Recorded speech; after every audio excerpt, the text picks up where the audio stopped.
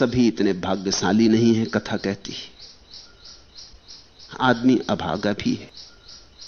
बहुत तो थे जिन्होंने बुद्ध को सुना नहीं, बहुत थे जिन्होंने सुना तो स्वीकारा नहीं, और बहुत ऐसे भी थे कि सुन लिया, स्वीकार भी कर लिया और बुद्ध के पास आके दीक्षित भी हो गए, संन्यास्त भी हो गए, तो भी बुद्ध के पास नहीं आ पाए।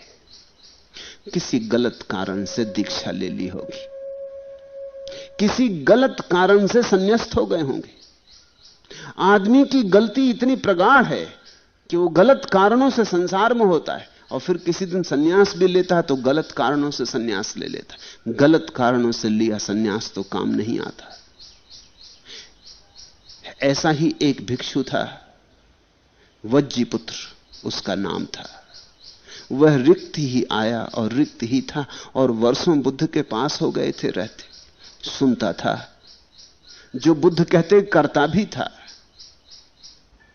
ऊपर ऊपर ही, लेकिन सारी बात थी भीतर कहीं बुनियाद में ही भूल हो गई थी, कहीं जड़ में चूक हो गई थी। आया भी था लेकिन आ नहीं पाया था। दूसरे कहते थे भगवान है तो स्वीकार भी करता था, लेकिन बुद्ध के भगवान होने की प्रतीति निज नहीं थी, भीतर से नहीं हुई थी। लोभ के कारण दीक्षित हो गया होगा, यह सोच के दीक्षित हो गया होगा कि शायद सन्यास में सुख हो, शायद आधार रहा होगा सन्यास का। प्रतीति नहीं थी, लोभ था। सन्यास में सुख है ऐसा दिखाई नहीं पड़ा था, बुद्ध भी आनंदित हैं ऐसा दिखाई नहीं पड़ा था। बुद्ध आनंद की बातें करते हैं ऐसा सुनाई पड़ा था। बुद्ध आनंद की बातें करते हैं तो भीतर आनंद की आकांक्षा भी पैदा हुई होगी, मैं भी आनंद पाऊं। शायद बुद्ध कहते हैं ठीक ही कहते होंगे, दुखी रहा होगा जैसे सभी दुखी हैं। उस दुख के बीच बुद्ध की आनंद की बातों को सुनकर लोभ जगा होगा, वासना जगी होगी, महत्वाकांक्षा पैदा हुई होगी। इसी महत्वाकांक्षा के कारण दीक्षित हो गया था। महत्वाकांक्षा के कारण जो दीक्षित होता है उसकी दीक्षा बुनियाद से ही रुग्ण हो गई। समझ के कारण सन्यास हो तो ही ठीक, महत्वाकांक्षा तो ना समझी है। महत्वाकांक्षा ही तो संसार है। संसार में दौड़ते हो कि धन मिल जाए तो सुख होगा, पद मिल जाए तो सुख होगा, फिर हारे थके न पद से मिलता सुख न धन से मिलता सुख, दुखी दुख बढ़ता जाता है। फिर एक दिन सुनते हो किसी बुद्ध पुरुष को कि इस सबको छोड़ दो तो सुख होगा, तो तुम सोचते हो चलो इसको भी देख लें करके। ऐसी जिंदगी तो जा ही रही, पद और धन में दौड़ के आधी तो गंवा ही दी, कुछ बची है थोड़ी, शायद ये आदमी ठीक कहता हो, चलो एक मौका इसको भी दो। लेकिन तुम्हें इस आदमी में आनंद दिखाई नहीं पड़ा है। इस भेद को ख्याल में रखना। दो तरह के सन्यासी सदा होते रहे, एक लोभ के कारण और दूसरा जिसने बुद्ध को भर आंख देखा, पहचाना, उनकी सुगंध ली, उनके संगीत को सुना, और जिसके भीतर यह श्रद्धा जन्मी कि हां यहां सुख है, इस आदमी में सुख नाच रहा है, ऐसी जिनको प्रतीति हुई, उस प्रतीति के कारण संन्यास्त हुए। जो प्रतीति के कारण संन्यास्त होता है उसका बुद्ध से सीधा संबंध जुड़ गया। जो महत्वाकांक्षा के कारण संन्यास्त हुआ उससे बुद्ध का कोई संबंध नहीं, वो अभी भी अपने पुरानी ही दुनिया में है। वस्त्र बदल लिए, जीवन का ऊपरी ढांचा बदल लिया, घर द्वार छोड़ दिया, पत्नी बच्चे छोड़ दिए, भिक्षा पात्र हाथ में ले लिया, मगर ये सब नाटक है। और थोड़े बहुत दिनों में ये बात तो भीतर उठने ही लगेगी कि इतनी देर हो गई अभी तक सुख तो मिल नहीं रहा है, और नाटक से सुख मिलता नहीं, नाटक से मिल सकता नहीं। तो थोड़े दिनों में उसको फिर घबराहट शुरू हो जाएगी, ये डर भी शुरू होगा कि हो सकता था मैं संसार में ही रहा था, कम से कम कुछ तो था,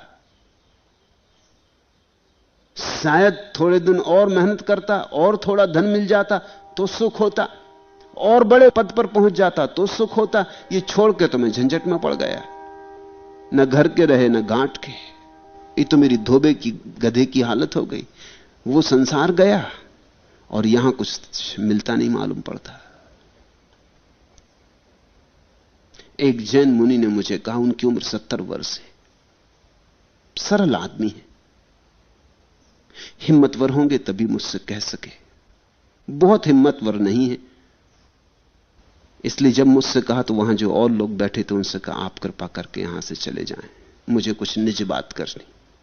वो उन्हीं के शिष्य थे जो बैठे थे। मैंने उनसे कहा, बैठे रहने दें, इनको भी कुछ लाभ होगा। उन्होंने कहा कि नहीं, इन्हें हटा।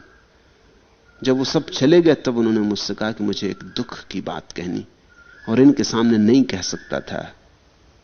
क्या दुख की बात है? तो उन्होंने कहा, 50 साल हो गए मुझे मुनि हुए, जब 20 साल का था तब सन्यास लिया था, लेकिन सुख तो मिला नहीं। ये मैं किससे कहूं? श्रावकों से तो कह नहीं सकता। इनको तो मैं यही समझाता हूं कि बड़ा सुख है। इनको तो मैं यही समझाता हूं कि तुम कहां दुख में पड़े हो, छोड़ो संसार।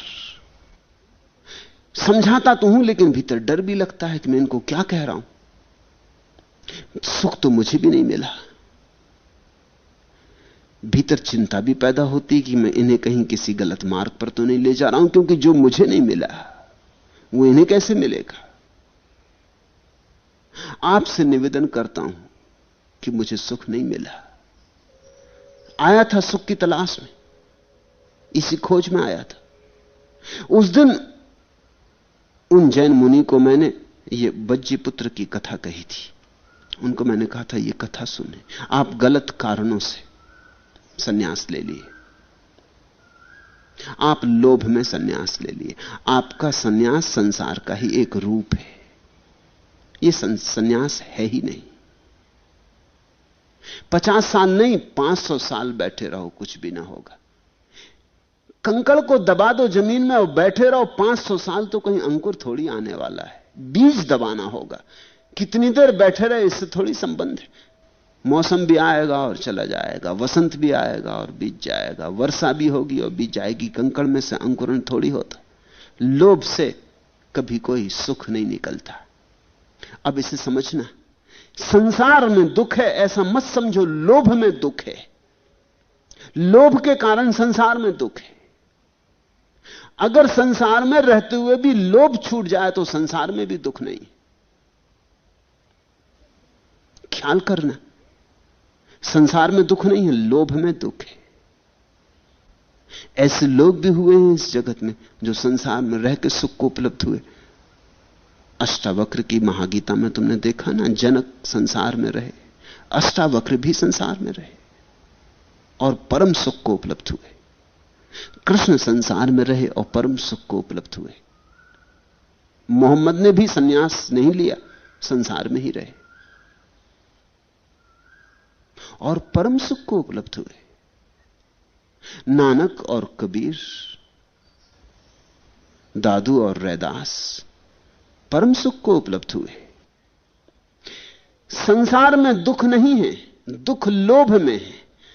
इसका यह अर्थ हुआ कि लोभ ही संसार है। लोभ गया तो संसार गया।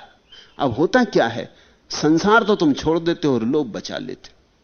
तो तुमने जहर तो बचा लिया, असली चीज तो बचा ली, भीतर का जहर तो बचा लिया, बोतल फेंक दी। बोतल फेंकने से कुछ भी ना होगा, बोतल में जहर था भी नहीं। जहर तो बचा लिया, असली चीज तो बचा ली, लोभ। लोभ के कारण संन्यास्त हो गए तो 50 साल नहीं 50 जन्म तक सन्यासी रहो, कुछ भी ना होगा। तुम बार बार संसार में लौटोगे। लोभ दुख है ऐसी प्रतीति हो जाए, और ऐसी प्रतीति का सबसे सुगम उपाय यही है कि किसी बुद्ध पुरुष को अवसर दो, किसी बुद्ध पुरुष के पास शांत होकर बैठो, सत्संग करो। किसी बुद्ध पुरुष के पास तुम्हें ऐसा दिखाई पड़ जाए कि लोभ इस आदमी में नहीं है और परम सुख की वर्षा हो रही, यह प्रतीति तुम्हारे भीतर साफ हो जाए, यह किरण एक बार उतर जाए, फिर सन्यास आएगा। फिर तुम संसार में रहो कि संसार के बाहर रहो, तुम कहीं भी रहो, सुख तुम्हारा छाया की तरह पीछा करेगा। लोभ से संग साथ छूटना चाहिए। सारी साजिश लोभ की है। तो रिक्त ही आया था ये वज्जीपुत्र, और रिक्त ही था, आ भी गया था और आया भी नहीं था। ऊपर ऊपर से मौजूद था, बुद्ध के पीछे चलता था, लेकिन बुद्ध इसे अभी दिखाई ही नहीं पड़े थे। पीछे कैसे चलोगे? पीछे तो उसके चल सकते हो जो दिखाई पड़ा हो। अंधे की तरह अंधेरे में टटोलता था। सामने रोशनी खड़ी थी, लेकिन आंख बंद हो तो रोशनी दिखाई नहीं पड़ती।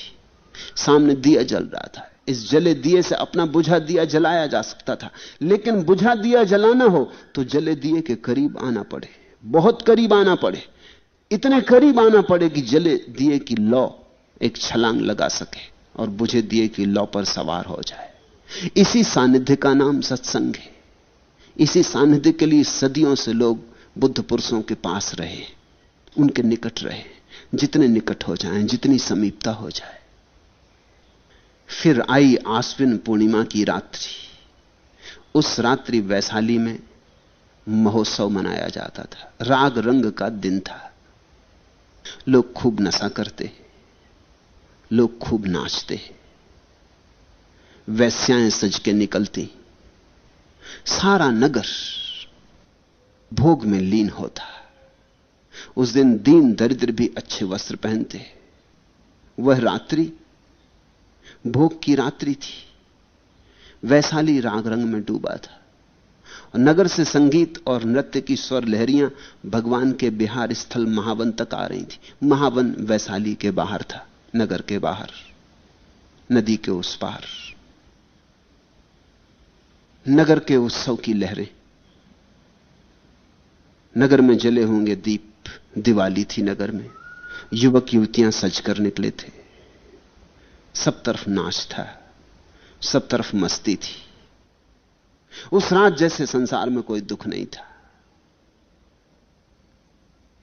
बुद्ध की स्वर लहरियां तो सुनाई नहीं पड़ी थी वज्जीपुत्र को, लेकिन वैशाली की ये स्वर लहरियां सुनाई पड़ी। बुद्ध का सुख तो नहीं दिखाई पड़ा था वज्जीपुत्र को, लेकिन नगर में ये दुखी लोग जो शराब पी के नाच रहे हैं, ये दुखी लोग जो जीवन भर दुखी रहे, साल भर दुखी रहते हैं और साल में एक दिन किसी तरह अपने को समझाते हैं कि सुख है, इनमें उसे सुख दिखाई पड़ा। जहां सुख जरा भी नहीं था, और ऐसा भी नहीं था कि इस दुनिया से वह अपरिचित हो, इसी दुनिया से आया था। इन उत्सवों में वह भी सम्मिलित हुआ होगा, लेकिन आदमी सीखता कहां? अनुभव से। भूल भूल जाता है, चूक चूक जाता है। इसी दुनिया से आया था, इन्हीं गलियों से आया था, इन्हीं वेश्याओं के द्वारों पर उसने भी नाच गाने देखे होंगे, इसी तरह शराब पी होगी, इसी तरह राग रंग में डूबा होगा। भूल गया सब कि सुख वहां था तो मैं यहां आता ही क्यों। आज फिर मन लुभाने लगा। वह भिक्षु गाजेबाजों की ये आवाजें सुन अति उदास हो गया। उसे लगा मैं भिक्षु हो व्यर्थ ही जीवन गंवा रहा हूं। ऐसा बहुत बार तुम्हें लगेगा, ध्यान करते वक्त लगेगा क्या कर रहा हूं, इतना समय व्यर्थ जा रहा है। इतनी देर रेडियो ही सुन लेते, सिनेमा ही देखाते, गांव में सर्कस आया, इतनी देर ताश ही खेल लेते, मित्रों से गपशप कर लेते। ये मैं क्या कर रहा हूं? ध्यान कर रहा हूं, प्रार्थना कर रहा हूं। इस पूजागृह में बैठा मैं क्या कर रहा हूं? संन्यास्त होकर भी बहुत बार तुम्हें यह ख्याल आएगा कि मैं क्या कर रहा हूं, इसमें सार क्या है। मन बार बार संसार की तरफ लौट जाना चाहता। क्यों? क्योंकि मन का जीवन लोभ के साथ है। लोभ के बिना मन ऐसे ही है जैसे मछली सागर के बिना। जैसे मछली तड़फती है सागर की रेत पर डाल दो, तड़फती है सागर के लिए, ऐसा मन तड़फता है लोभ के लिए, क्योंकि लोभ में ही मन जीता है। लोभ के बिना मन मर जाता है। मैं सन्यास ले कैसी उलझन में पड़ गया, सोचने लगा वज्जीपुत्र। ऐसा अवसर मार शैतान चूकता नहीं। शैतान मन का ही नाम है। मन तो उसे खूब उकसाने लगा, और मन ने तो उसे खूब फुसलाया, खूब प्रलोभन दिए, खूब सब्ज बाग दिखाए कि संसार में कैसे कैसे मजे हैं। स्त्री का मजा है, शराब का मजा है, नाच का मजा है, भोजन का मजा है, वस्त्रों का मजा है, महलों का मजा है। मजा ही मजे। तू यहां क्या कर रहा है? भिक्षा पात्र लिए बैठा है, मूढ़। ये बाकी मूढ़ है, इनके साथ तू भी मूढ़ हो गया है। जरा देख, बुद्ध के साथ कितने लोग हैं? थोड़े से, उंगलियों पर गिने जा सके इतने लोग हैं। वहां देख संसार में कितने लोग। ये सभी लोग नासमझ तो नहीं हो सकते। ये थोड़े से लोग ही बुद्धिमान। तू किस झंझट में पड़ गया? तू किन की बातों में उलझ गया? ठीक ही तो कहते थे लोग कि बुद्ध की बातों से बचना, सम्मोहित मत हो जाना। तूने सुना नहीं। सुन लेता अच्छा था। अभी भी कुछ बिगड़ा नहीं है, अभी भी जिंदगी है। देर अभी भी नहीं हो गई, अभी भी भाग जा। आखिर उसने रात जागते जागते तय ही कर लिया कि कल सुबह भाग जाऊंगा, हो जाऊंगा वापस संसारी। सभी का मन बार बार सन्यास से भागता है और संसारी हो जाना चाहता है। मन की मौत है सन्यास, अहंकार की मौत है सन्यास। तो अहंकार और मन तुम्हें समझाएंगे सावधान रहना, सावचेत रहना। लेकिन इसके पहले कि वो भाग जाता, भगवान ने उसे बुलाया। सद्गुरु का यही तो अर्थ है कि तुम्हें भागने न थे। तुम जब भागने लगो तब रोके। सद्गुरु का इतना ही तो प्रयोजन है। इसलिए तो आदमी सद्गुरु को खोजता है। अपने बस नहीं है बात, अपने बस तो तुम भाग ही जाओगे। कोई रोक ना ले तो तुम रुक ना पाओगे। कोई तुम्हारा हाथ ना थाम ले तो तुम रुक ना पाओगे। बुद्ध ने कभी उसे बुलाया नहीं था, लेकिन आज न बुलाएं तब तो फिर बहुत देर हो जाएगी। भाग गया तो भाग गया, फिर गिर जाएगा उसी पंख में, उसी कीचड़ में। कमल बनने का अवसर मिलने ही वाला था कि फिर कीचड़ में गिरने की तैयारी कर रहा है। देखते होंगे वज्जीपुत्र को, सोचते होंगे बहुत बार कि यह वस्तुतः सन्यासी तो अभी हुआ नहीं। प्रतीक्षा करते होंगे कि आज नहीं कल, कल नहीं परसों हो जाएगा। लेकिन अगर यह भाग गया तब तो सारी संभावनाएं समाप्त हो जाएंगी। ये तो आत्मघात में उत्सुक है, अब देर नहीं की जा सकती। तो बुद्ध ने उसे बुलाया। वो तो बहुत डरा भी, लेकिन सोचा मैंने किसी को कहा भी तो नहीं। लेकिन सद्गुरु का अर्थ ही क्या होता है? सद्गुरु का अर्थ इतना ही होता है कि जो शिष्य के भीतर घटता हो वो गुरु को संवादित होता रहे, शिष्य कहे या ना कहे। अक्सर तो ऐसा होता है कि शिष्य कुछ कहता है, वो तो कहते नहीं जो उसके भीतर होता है। अक्सर तो हम शिष्टाचार में ही झूठी बातें कहते रहते। कुछ कहता है, कुछ कहना चाहता है, कुछ भीतर होता है, लेकिन गुरु इसकी फिक्र नहीं करता कि तुम क्या कहते हो क्या नहीं कहते हो। गुरु तो वही देखता है क्या है। शिष्य तो गुरु को भी धोखा देने की कोशिश करता है, यह भी स्वाभाविक है, क्षमा योग्य। क्योंकि जो अपने को ही धोखा दे रहा है वो गुरु को कैसे धोखा देने से बचेगा? धोखा देना ही जिसकी कुशलता है, धोखा देना ही जिसके जीवन का सारा सार संचय है, वो बचेगा भी कैसे? वो तो गुरु को भी धोखा देता है। लेकिन गुरु तो दर्पण है, जो तुम्हारे भीतर उठता है वो गुरु के भीतर घट जाता है। जो मेघ तुम्हारे भीतर घुमड़ते हैं उनकी छाया गुरु के भीतर पड़ने लगती। जो सपने तुम्हारे भीतर उठते हैं गुरु को उनकी गंध लग जाती, उनकी पगध्वनि सुनाई पड़ जाती। सोचा मैंने अपनी बात तो किसी को कही भी नहीं, शायद कुछ और कारण होगा। लेकिन फिर बुद्ध ने सारी कथा कही, उसके मन का सारा राज कहा, विस्तार से सारी बातें कही। एक एक रंग ढंग जो उसके मन में उठा था, और उसके मन ने, शैतान ने उसे जो जो बातें समझाई थी वो भी सब कही। उस दिन उसकी आंखें खुली। उस दिन उसे समझ में आया वह किसके पास है। पास रह के भी अब तक समझ में ना आया था। आज पहली दफे बुद्ध की करुणा प्रकट हुई, बुद्ध की दृष्टि प्रकट हुई, और बुद्ध की चिंता उसके लिए, बुद्ध का प्रेम उसके लिए। अब तक तो शायद कई बार यह भी सोचा होगा कि बुद्ध औरों की तो फिक्र करते, मेरी कोई फिक्र नहीं करते, वर्षों हो गए, पता नहीं मेरी याद भी करते हैं कभी, मुझे कभी बुलाया भी नहीं, मेरी तरफ कभी ध्यान भी नहीं दिया। इतनी तो भीड़ है शिष्यों की, इसमें कहां वज्जीपुत्र की याद होगी।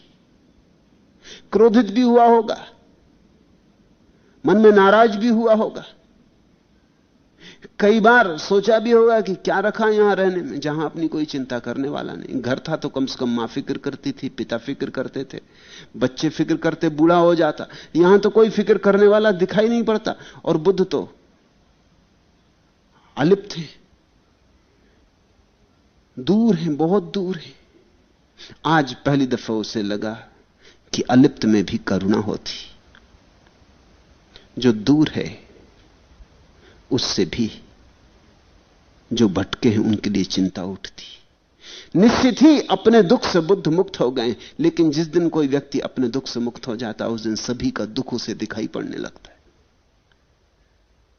अपनी कोई चिंता नहीं बची, लेकिन जिस दिन अपनी चिंता नहीं बचती उस दिन सारे संसार की चिंता सालने लगती। अपनी तरफ से तो आ गए मंजिल पर, लेकिन मंजिल पर आते ही एक बड़े उत्तरदायित्व का जन्म हो जाता है, और वह उत्तरदायित्व यही है कि जो पीछे भटक रहे हैं और टटोल रहे हैं उनको राह दिखाओ। बुद्ध के जीवन में कथा है कि जब वो मरे और स्वर्ग के द्वार उनके लिए खुले तो वो द्वार पर ही खड़े रह गए, पीठ करके खड़े रह गए। द्वारपाल ने कहा, आप प्रभु भीतर आए, हमने स्वागत की तैयारियां की, जन्मों जन्मों में कभी अनंत अनंत युगों में कोई बुद्ध होकर आता है, सारा स्वर्ग सजा है,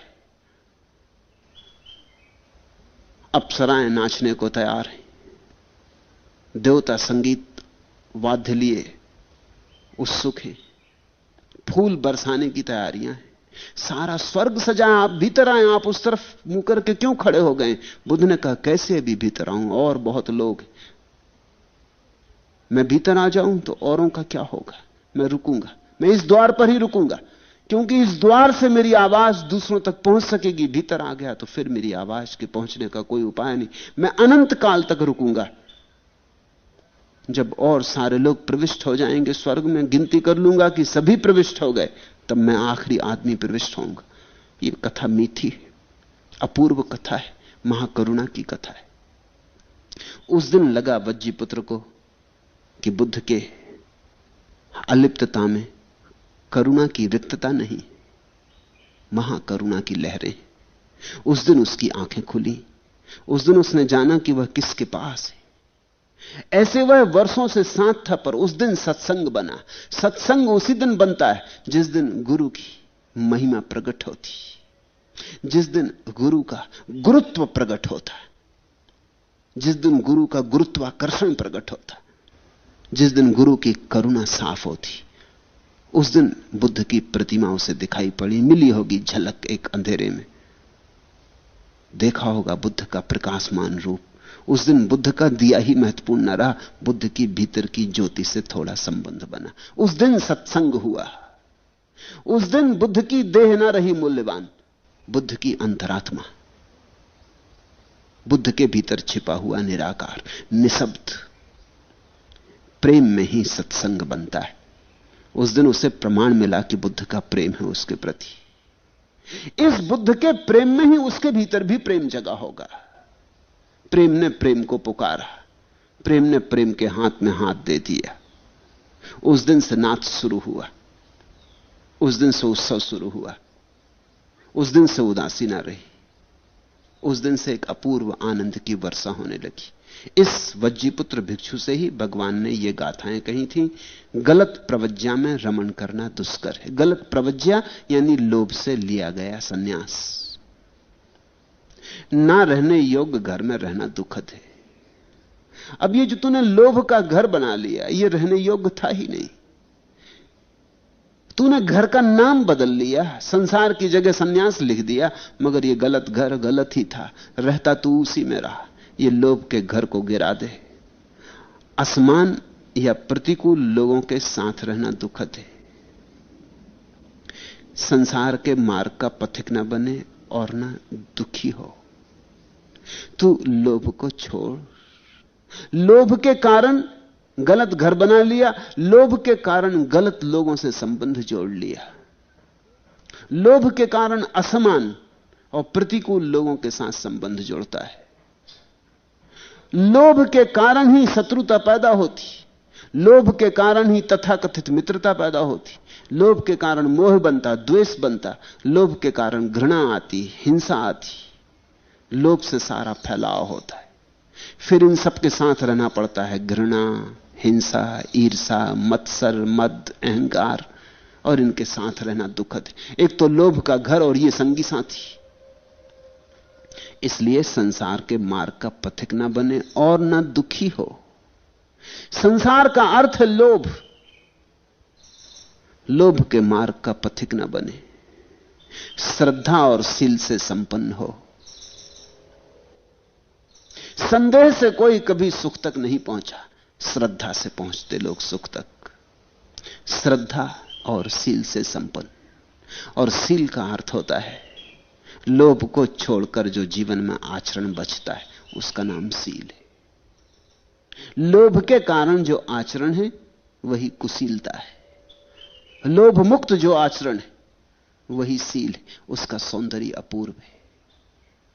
अब तुम सोचो, अगर तुम ध्यान करने भी लोभ के कारण बैठे तो ध्यानशील नहीं। ये बुद्ध की अनूठी व्याख्या है।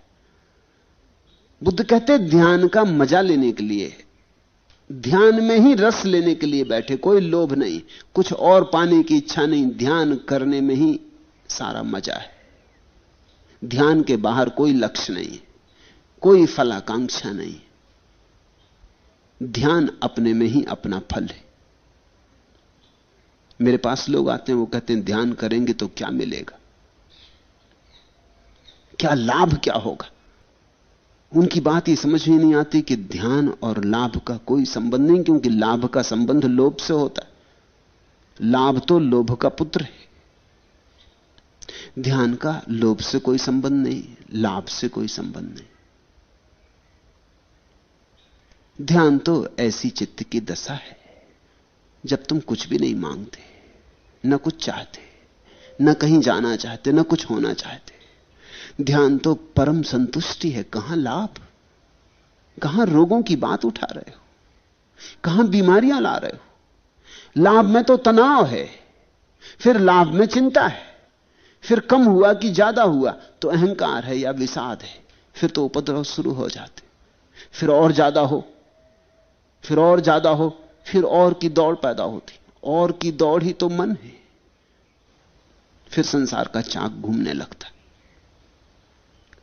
तो बुद्ध कहते हैं श्रद्धा और शील से संपन्न, यश और भोग से मुक्त पुरुष। कुछ भोग लूं, कुछ पालूं, कुछ बन जाऊं, यश की आकांक्षा कुछ बन जाऊं, कि राष्ट्रपति हो जाऊं, कि प्रधानमंत्री हो जाऊं, कि धनपति हो जाऊं, कि बड़ा प्रसिद्ध हो जाऊं, कुछ हो जाऊं यश, और कुछ भोग लूं। इन दो आकांक्षाओं से ही, इन दो पैरों से ही सारा संसार चल रहा है, यश और भोग। चीन में एक कथा है। एक सम्राट अपने मंत्री के साथ महल पर खड़ा था और सागर में हजारों नौकाएं चल रही थी, हजारों जहाज चल रहे थे। सम्राट ने अपने वजीर से कहा, वजीर बूढ़ा था, उस बूढ़े वजीर से कहा, देखते हैं हजारों जहाज समुद्र में चल रहे हैं। उस बूढ़े वजीर ने देखा और उसने कहा कि नहीं महाराज, जहाज तो दो ही है। सम्राट बोला, दो? आपकी आंखें तो ठीक है ना, उम्र ने कहीं आंखें तो खराब नहीं करती। नहीं, उसने कहा कि दो ही जहाज, यश और भोग, बाकी सब जहाज तो ठीक ही हैं, बाकी उन्हीं के कारण चल रहे हैं। अगर इन सब जहाजों को बांटा जाए तो दो कतारों में बढ़ जाएंगे। कोई यश के लिए चल रहा है, कोई धन के लिए चल रहा है। दुनिया में दो ही तो महत्वाकांक्षाएं हैं, एक धन की महत्वाकांक्षा और एक पद की महत्वाकांक्षा। दुनिया में दो ही तो राजनीतियां हैं, एक पद की राजनीति, एक धन की राजनीति।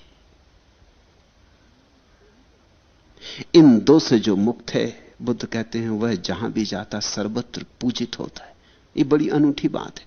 जो यश के भाव से मुक्त है उसे यश मिलता, जिसे यश की आकांक्षा नहीं उसे यश मिलता, और जिसे भोग का कोई ख्याल नहीं रहा उसे परम भोग उपलब्ध होता है। उस पर भोग की वर्षा हो जाती।